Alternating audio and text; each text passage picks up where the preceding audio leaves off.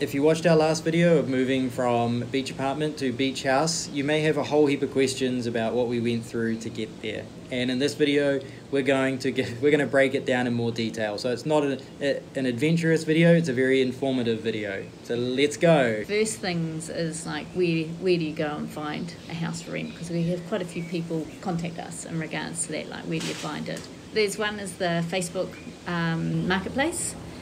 We've got expats in El Salvador. It's a page on Facebook. Also websites with listings you can go to, and about trying to find an agent. You can try and find an agent, but our experience has been that they have a list of properties, and we haven't found an agent that actually goes out and hunts for properties for you. And you're probably better just to use the websites to find what you're looking for instead of paying somebody to do that for you. When you sort of do start finding places that you want to go and have a look at, you initially contact the property manager, but we have found that you actually start dealing with the owner.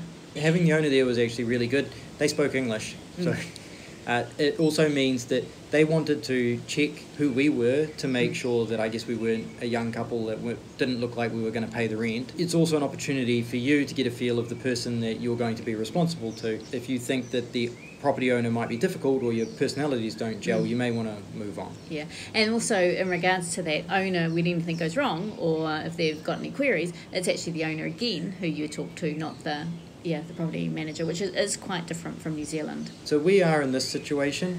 I think in some situations, if you rent from some communities, I think actually manage units, and they will have a property manager. But because we've rented a holiday home from somebody, from a private person, we are dealing with the owner directly. One of the other things that we needed is we actually needed a lawyer. So a lawyer draws up the agreement, and they have to be there for the signing of it. Now, because we are not Spanish speakers, we've had two situations. One where we had to pay the lawyer to have it translated into English so we knew what was happening. And the other time we actually had an El Salvadorian friend who came and she translated it for us verbally. Then she had to actually notarise a document to say that she had done this. So the price difference changed quite dramatically in regards to that too. Yep. You're looking at anywhere from $30 to $100 and maybe more depending on the situation. Yeah. Payments, we needed 1 month rent for bond upfront. We also needed to pay 1 month upfront as well for both properties that we've taken.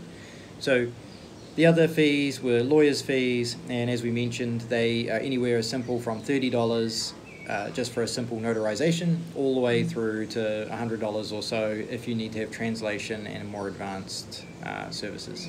And we also didn't have internet, and we needed internet here, so we did actually have to pay for the internet connection as well. With payment, if you're asking about Bitcoin, it comes down to whether or not the people you're dealing with are Bitcoin friendly. So we were lucky in our first place that the owner was open to learning how to use Chivo Wallet, and we were able to pay them through Bitcoin transactions, which was awesome.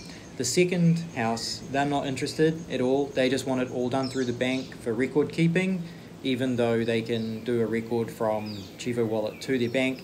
It was important to them to do it the old school way. And that's okay. So what we're doing now is we are doing a cash deposit at a bank for the record keeping purposes of making that payment. So just being aware that you may have to deal in cash depending on the person you're working with. Length of term of the rentals really depends. Definitely the longer term, the longer you take it, the cheaper it will become. So initially the first property we had it for 3 month rental. This one we've got 6, but we could extend it to a 12 month, and of course you can have the 12 month, but it does definitely change in price if you can commit to a longer term. In that term situation, generally you'll find that a lot of people want to rent it for 12 months. Quite common, and you'll find that you get a good rate. I guess the next thing about that is whether or not it comes furnished, and that's a good question to be asking when you get one of these longer terms as well. We wanted fully furnished because we've arrived with our suitcases. I'm going to throw in there just quickly because people are probably asking what's the price range. So we've seen people asking for places for as little as $250 a month, most likely unfurnished, and often in remote areas. You can live with something that's at $250 a month and just remember your expectations probably can't be high for services with something like that, and then it goes on up from there.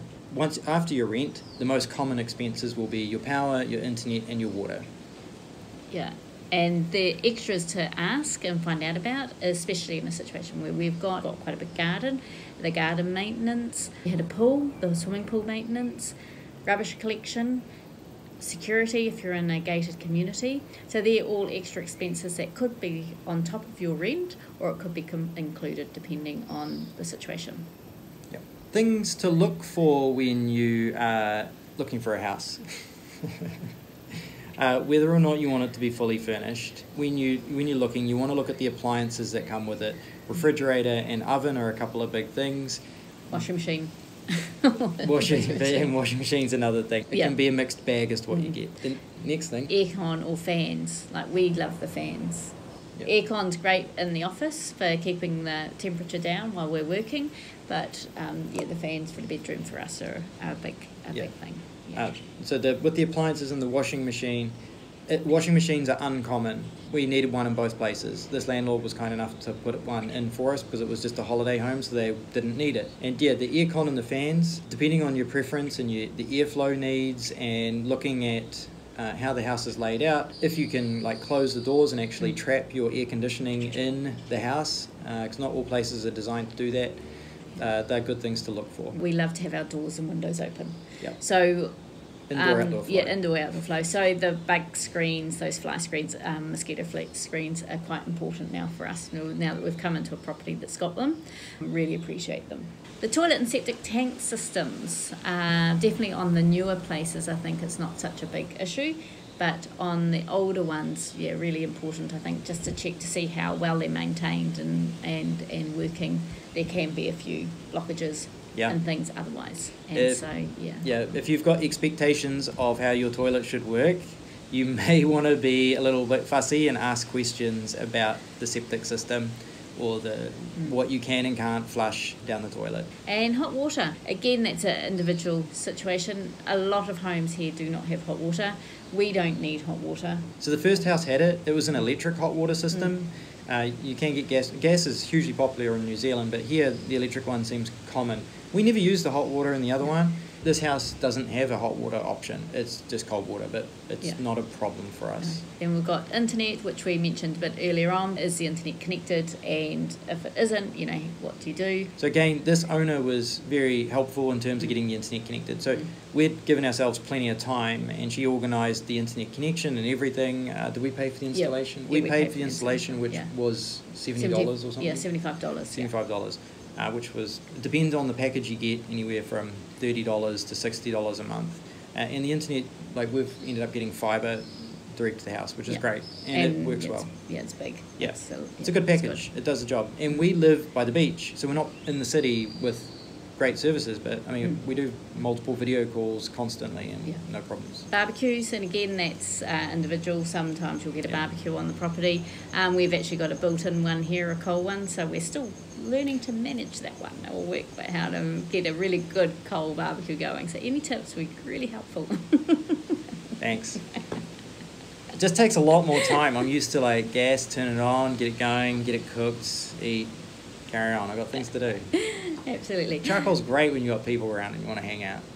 That's it. They're the key points that we noticed coming from New Zealand that we thought would be helpful for other people. We don't know what it's like when you come from the States or other countries in terms of if these things are common for people or not. But here in El Salvador, this was our experience, and we know everyone's going to have a different experience, but we hope it's helpful. Yeah, and I think the other thing too is we wanted a home feel, we wanted some greenery. Other people are really happy in apartment living, absolutely. And there's apartments out there. There's fully furnished ones. There's ones with no furniture. But for James and I, we wanted something with a bit of space and greenery. And I hope this was helpful. And happy house hunting. Happy house hunting.